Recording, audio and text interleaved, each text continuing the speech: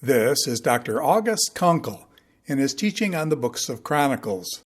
This is session number 6, The Nation of Israel.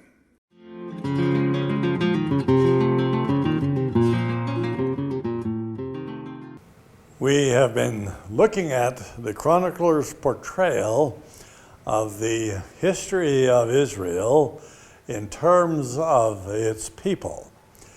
He so far has focused on Judah, then on the Levites. Now he's going to focus on the rest of Israel, which takes us to his time, and where he brings the explanation as to why these relationships matter so much in his time. Actually, in all histories, we have a role for people and their relationships, something akin to that we might call a genealogy, because we cannot understand present relationships if we don't understand something about past relationships. Now, maybe we see this more explicitly in royalty, where you've got succession of kings and that sort of thing, but really we see it in all sorts of elements of society in which we have to know who served what position in what time and what they did, whether they were the mayor of the city or the premier of a province here in Canada or the governor of a state in the United States. All these relationships matter. So these relationships of the ancient time were very important to the chronicler. Ancient histories all had genealogies of this type. Because these genealogies help them understand who they were in the present time. So in the chronicler's present time, it was very necessary to know who is a Levite. And it was very necessary to know who belongs in the tribe of Judah and to the sons of David. But for the chronicler, all Israel is all Israel. It is all the tribes of Jacob. And what he wants to show us in this next section, which is the complement to Judah and the Levites, the concluding section of his genealogies, what the chronicler is adamant to declare is that there are no 10 lost tribes. That's a completely concocted myth of history. Nobody of Israel was lost. And if we're going to talk about all Israel, then we need to know who all Israel was. And so now he's going to talk about the fact that these other tribes are vital and are a part of all Israel, and they're here and they are present. They're in Yehud and they're here in Jerusalem, and they all constitute a part of God's promise to all Israel. Now, excuse me if I sound like I'm preaching, because actually I am a preacher. That's what I do.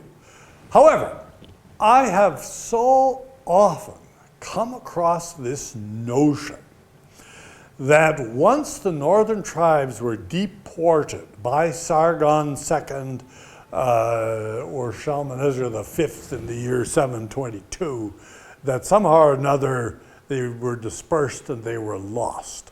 Nothing could be more contrary to the chronicler's history, to his way of thinking, and to his records. So we now come back to these records, and here we start with Issachar and Benjamin. If you remember our map, Issachar and Benjamin are now tribes on the west side of the Jordan, and they are to the south of the Sea of Galilee. As a matter of fact, Benjamin is the tribe that is adjacent to Jerusalem. And as we shall see, Benjamin was such a significant tribe because Saul, the first king of Israel, came from that tribe.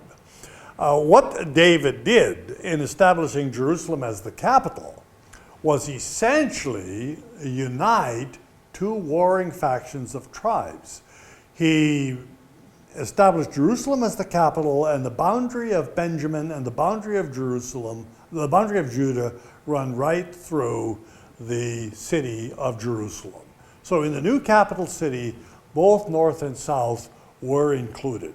The chronicler here gives us huge numbers for Benjamin and for Issachar, which is a tribe just to the north under the Sea of Galilee, because of their prominence. For the chronicler, these huge numbers for the tribes always represent blessing. They represent that you are God's army. This is not just Israel's armies. These are God's armies. Then the chronicler moves on to the other tribes that we have on the west side of the Jordan. He's already dealt with Reuben and Gad and the Manasseh on the east side of the Jordan. So here he deals with Dan, Naphtali, Zebulun, and Manasseh. Now, we don't actually find all of these names. The chronicler does not mention Zebulun, and it's not altogether clear why he doesn't mention Zebulun. Maybe it was not something that came up in his records, but in any case, Zebulun is not there. Dan is there, at least by implication, because the city of Dan and Naphtali are listed together, and these are both the sons of the same mother. And so they are related tribes, and both of them are brought together so that they are included. Then we have the records of Manasseh in verses 17 to 19. And of course, as we noticed earlier on, Manasseh was the tribe that was to the west of Jordan as well as to the east of Jordan. So it had a huge territory on both sides, part of the blessing that was given to Joseph. Now, we have the tribe of Ephraim. The tribe of Ephraim is always remembered as being a prominent and leading tribe. Joshua was from the tribe of Ephraim. And the fact that Joshua is from the tribe of Ephraim is noted by the chronicler. Now, here's where there is a little bit of a puzzle. Because if we go back to the patriarchs, we know that Ephraim and Manasseh were both in Egypt, and we don't have any record of either of them ever having been in the land of Palestine. What we have, though, is a linear genealogy, that is, the heads of fathers, given for their presence in the land of Israel. And then we have the description of a raid in which two brothers are killed. And then we have a second linear genealogy that leads to Joshua. So we would wonder, well, how does Ephraim have a presence in the land of Palestine, in the land of Israel, when there's no record that he was ever there? The rabbis had various ways of trying to deal with this, but I think that the chronicler doesn't really make a statement to say that the Ephraim of whom Joshua is a descendant is the same Ephraim that he has listed before as being in Egypt. The whole account is disrupted by this account of the raid. And in the second genealogy, which leads us down to Joshua, we aren't given the connection of who his father was, who was the patriarch Ephraim from whom Joshua actually descended. So it seems to me we need to accept the chronicler's ambiguity at that point. What he wants to show is that Joshua was from this leading tribe of Ephraim, but he's not actually showing the direct connection to the patriarch. Then we come finally to the tribe of Asher. The tribe of Asher was very near to the country of Lebanon. It was just to the south of the country of Lebanon. It was sort of on the fringe, sort of on the edge. So it's above Manasseh, and it's west of Naphtali. It's up there in the north. These is the usual traditional place of Asher. Now, here's another interesting thing about the history of the chronicler. That's Asher as we know it from the other historical books, but in Chronicles it seems Asher also had a more southern presence. Now we have the military record of Israel.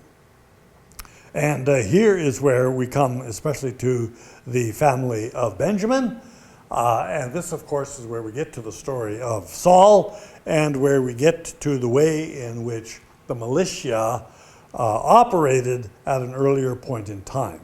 So here we have the family of Benjamin given briefly, then the militia, first that was stationed in Jerusalem, and then we have the militia that was stationed in Gibeon.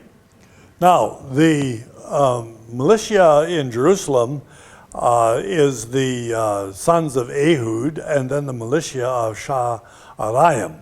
The text that we have, our Masoretic text, is a little bit difficult at this point, and it disappoints me that both of the translations don't take the direction of following the other versions of Chronicles at this point, which make it much more clear.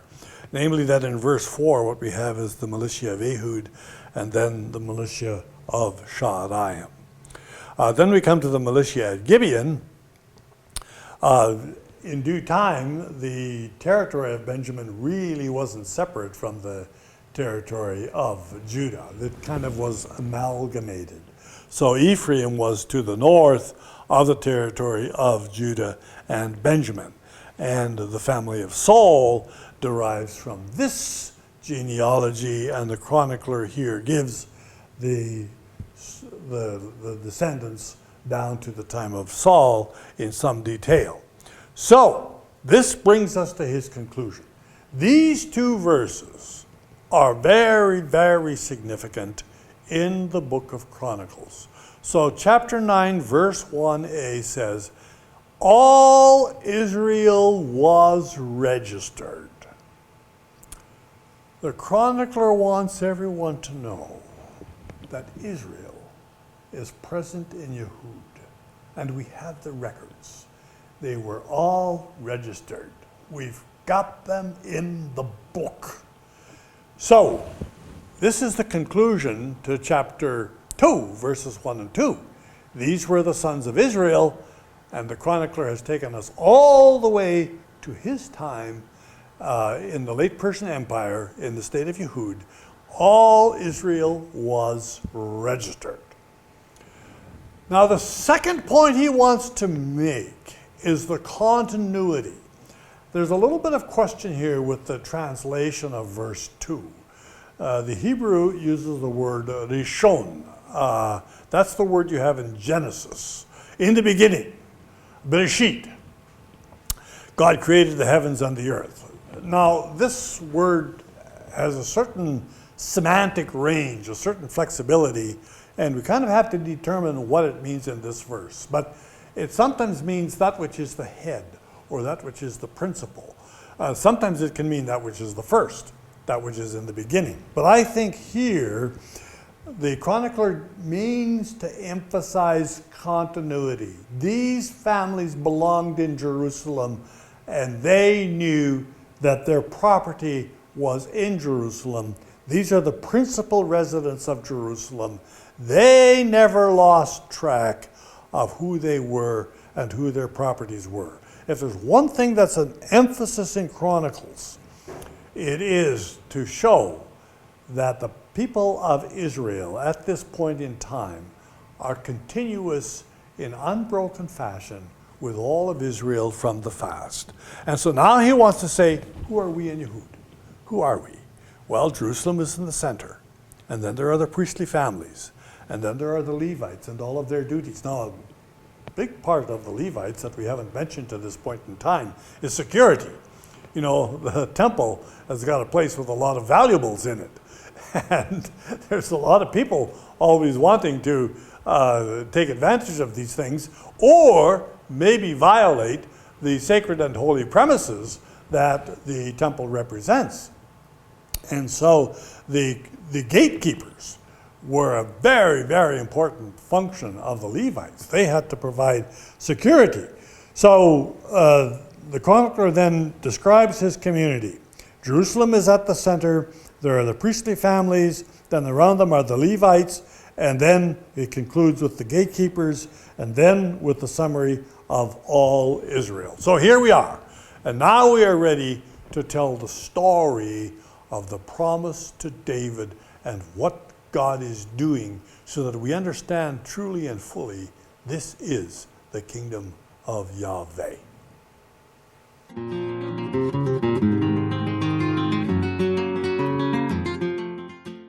This is Dr. August Konkel in his teaching on the books of Chronicles. This is session number 6, The Nation of Israel.